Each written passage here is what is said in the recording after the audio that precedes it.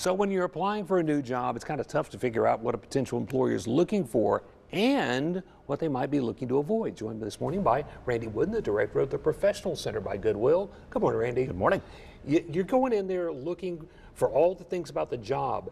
These are kind of second level things, the things They are. that you really need to pay attention to, but they're not on the application. Well, we all have our preferences and things that we like to see in candidates and things we'd rather not see. And I think no matter who you talk to, the number one thing you shouldn't do is lie. Okay. So let's get that out of the way and then look at some of the things that maybe you're doing you could avoid doing. And those take any number of forms. These are fixable mistakes. For the most part, they are. And none individually will get you screened out except maybe typos. And we'll talk that first of all on a resume or the application.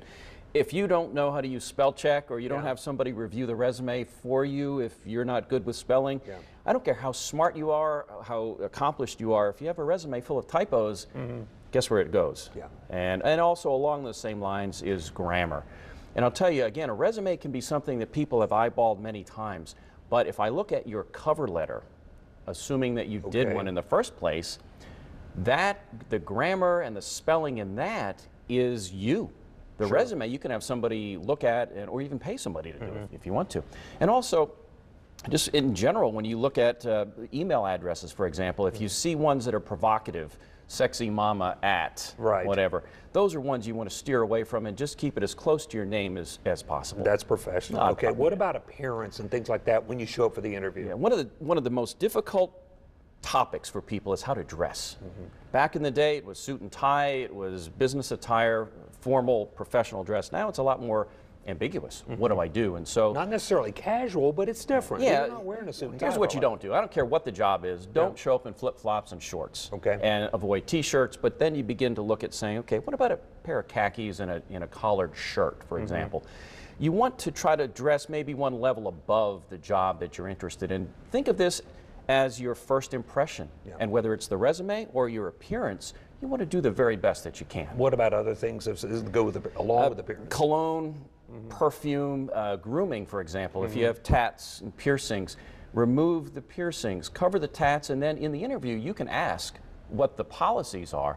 But I don't want to distract from the message, and that is that I'm a qualified sell yourself person. I don't want to be distracting. Now, what about with the interview itself? First, rule number one, be on time, right? Yeah, but you know what? That goes both ways. You want to be on time. Let's use 5 to 10 minutes in advance. That's when you let the front desk person know that you're here to see so-and-so. Not an hour, not half an hour, and never late. So be on time, but not too early.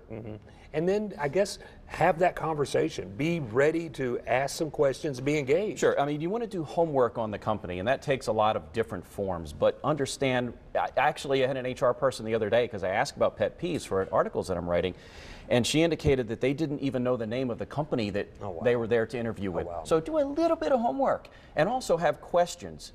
And sometimes people run out of questions.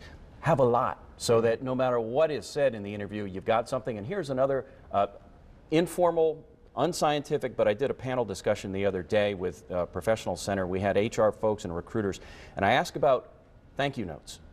Are they important? The answer is yes, very important, but take a guess, and I won't put you on the spot, but take a guess at how many people in this day and age, and I'm talking professionals on down to hourly, how many of them actually send a thank you note? And not many, I guess. Not many, 25% roughly. Really? Wow. Think of that, and what you can do to separate yourself in the interview to show value. These are all things that you can do. They're under your control, and I'd say do them. Okay. Hey, by the way, congratulations. 5 years today for the Professional Center at Goodwill. 5 years. We're still going strong. We're totally free. Big anniversary. We do weekly LinkedIn workshops. We do monthly events. Anybody wants information, I'm sure they can reach out to us. Okay, Randy, thanks very much. Thanks, as always, great advice. You need to get in touch with Randy. You can do that. They got a website there, goodwillprofessionalcenter.org. Find out more there. His email, also procenter@goodwillnwnc.org, or the number on your screen, 336-464-0516.